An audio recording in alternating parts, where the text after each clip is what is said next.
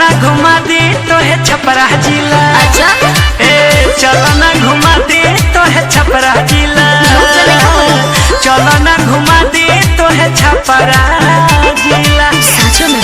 हाँ मीठ मीठ भोजपुरी छपरे में बोलाला अपना से बड़ लोग रौरा कहाला। ई रो कहे के तो है सिखा दे काहे की अरे सैया के नाम से बोलावल ना जाला।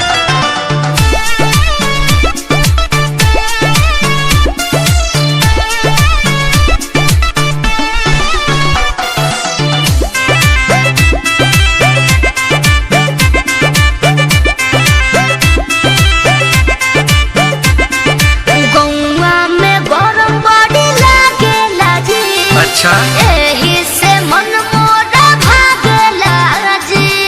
अरे टेंशन मत लो। अरे झूरू झूरू बहेला बेअरिया पीपरा के छाँव में।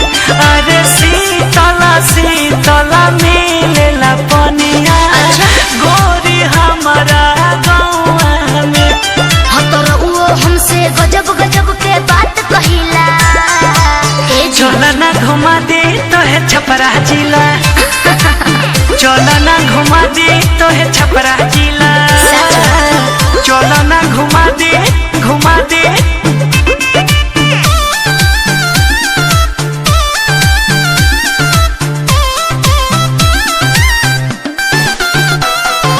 गोवा में एक नंबर लिट्टी खिलाएंगे जनता बजरिया पर शॉपिंग कराएंगे। कहते भी मैया का दर्शन करा के चंचौरा चौक पर चाय पिलाएंगे।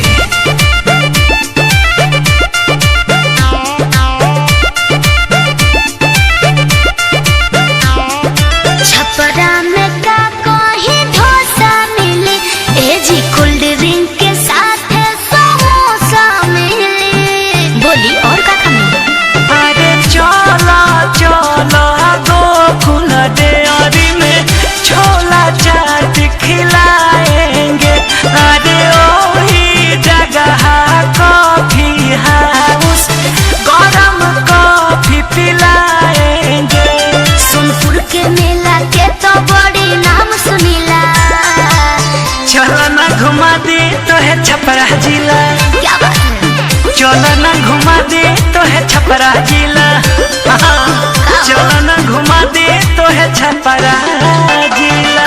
तो चली बैग पैक कर ली।